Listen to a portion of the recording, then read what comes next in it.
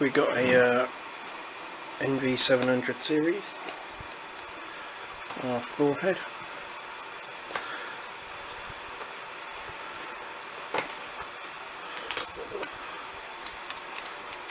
And we're just going to take it apart.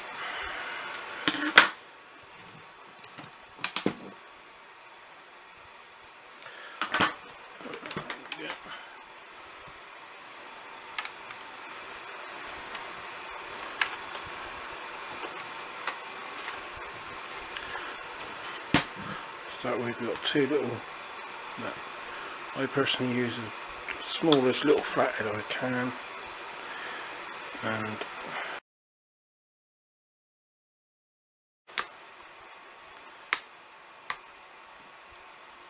you do come out eventually, but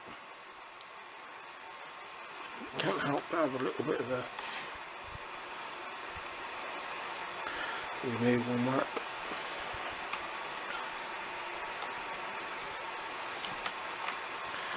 Shark never invented them to come out easily. Why would they? And you've got another two this side. Can't help the shadows and shade, you can't really see much, but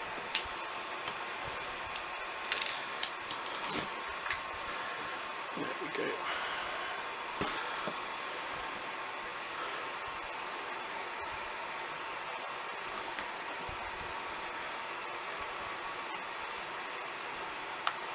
There we go. They do have removal marks. That's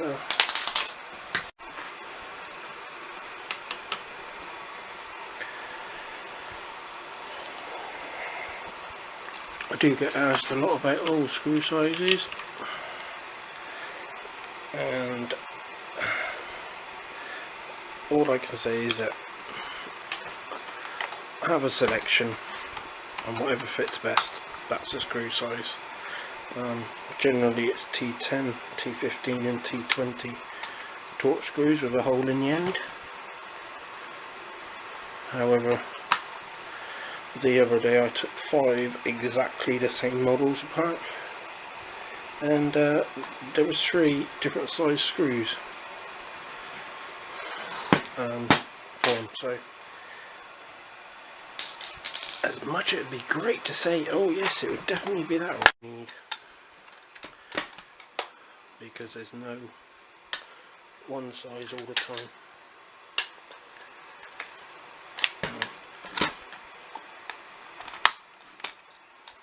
Just on the clip, so you've got your wheel in there on this side. That one's fixed into there, and that's the right. As a quick hint, if you like to come at red, it's not working, check that that's running freely before you start thinking it's the motor or the PCB, because these get jammed. Debris can go in and they jam and they won't move, and it automatically cuts the motor out. So before just thinking it's the motor, check your brush roll, check the front roller isn't blocked. This one doesn't have the wheel, because the wheel is just there, pops out, but this is the front. Those side strips, there we go, they just pop out. And that's your access cover switch, as you see that moving there. When you're testing, make sure you lock that down when you're powering on, otherwise your motor won't connect up. But yeah, so far. Now we're going to go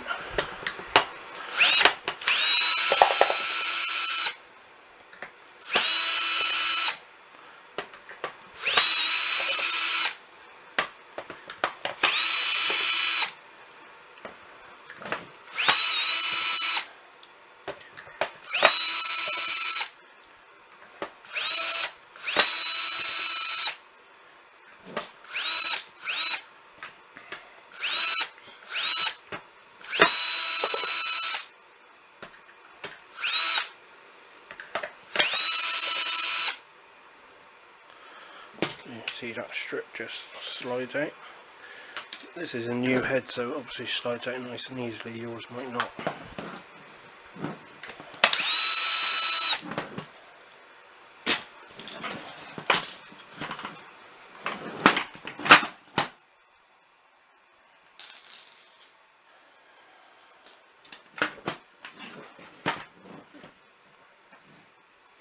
And that should release the top cover. And there we go.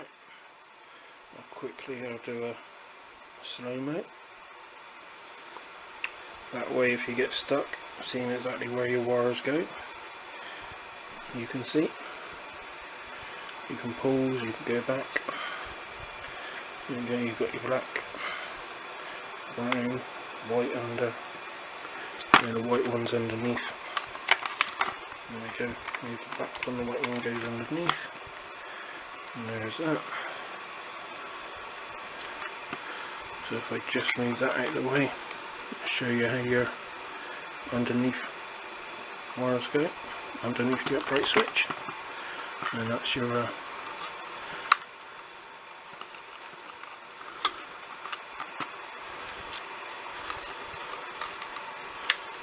yeah, that's your light. That's your front lights. Me personally, I always disconnect that because I don't need that. But yeah, just a little slow-mo for you. Once again.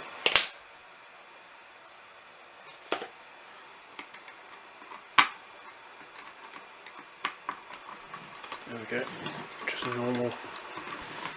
Sometimes they can be Torx, but this time they're just a Phillips one, or Posse one.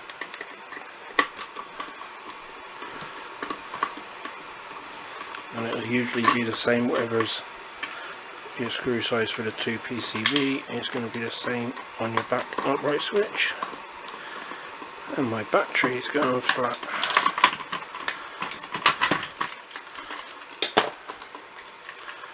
So, right, I'll do that like that. I can remove the upright. There we go.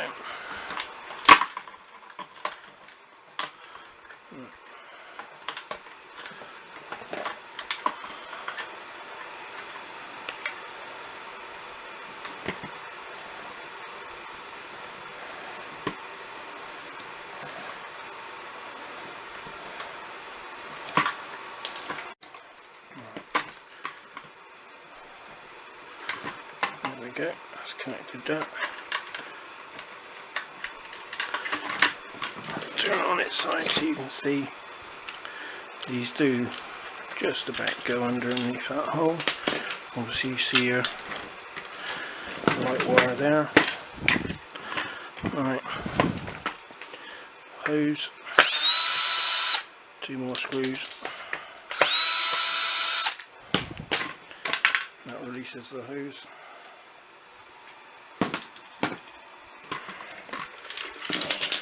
Come back here. If I was changing the belt, then I'd slightly undo this motor.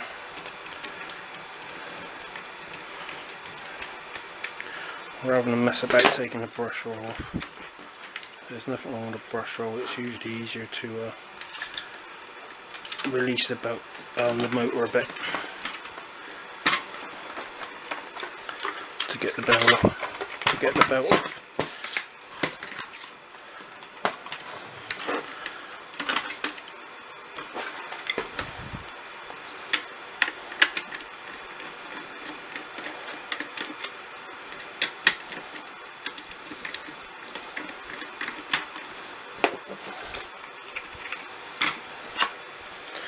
And there we go.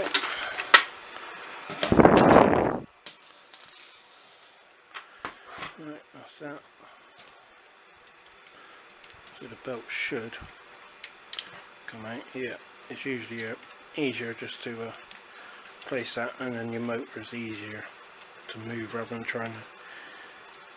Your motor is only one thing you've got to wiggle and jiggle, Whereas putting your brush roll back in while trying to tension, you've got that to play with, that to play with, that to play with, so it's easier to have your brush roll in place and fiddle back with your motor to get the belt on, in my opinion.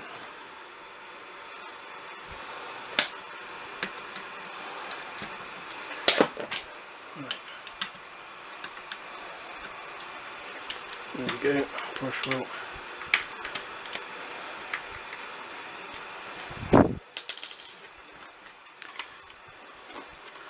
The brush roll just pulls out.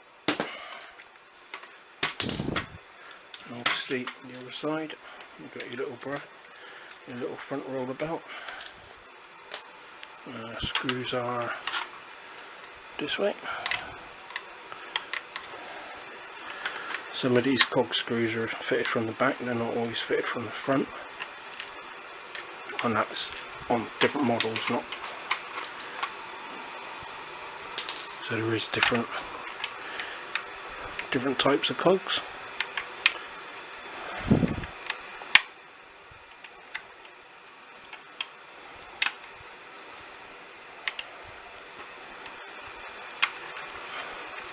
I apologise if you can't exactly see what I am doing, but I'm not a professional photographer.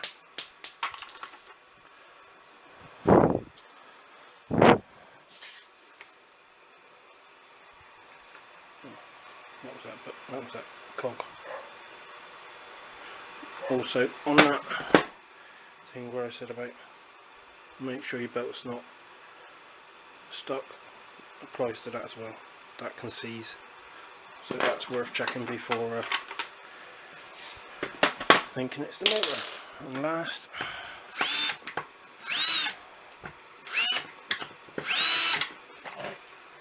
should in a different,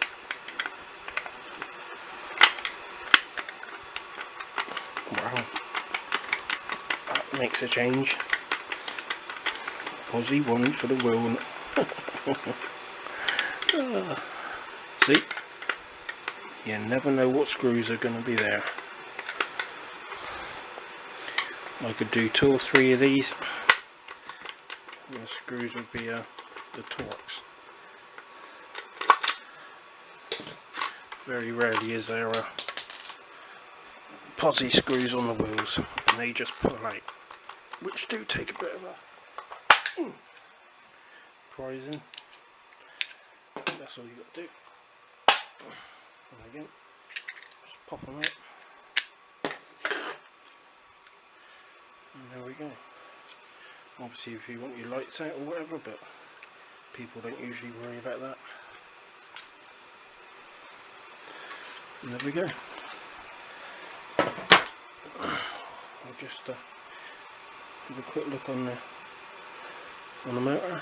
As you can see, this one's got the switch where it's wired up to the wires.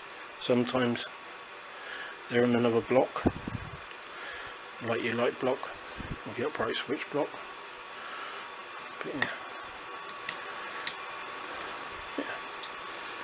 Like I said, if the light goes, check your brush, check all this is rotating nice and freely, because they do jam, and these are the reason a lot of the times it goes red light. Okay, well, hope that helps anyone. Thanks for watching, and the battery lasted.